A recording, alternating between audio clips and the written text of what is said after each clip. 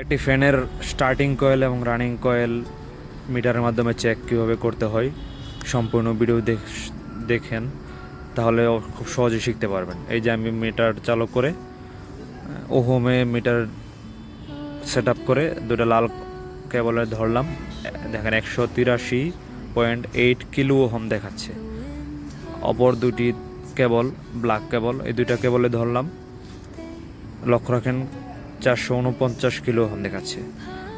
আমি আবার ওলট পালট করে তাল কেবলগুলোতে ধরবো। একটি লাল কেবল এবং একটা ব্ল্যাক কেবলে ধরলাম, দেখেন 8.06 মেগা ওহম দেখাচ্ছে। অবশ্যই আপনারা কিলো ওহম কালেক্ট করবেন।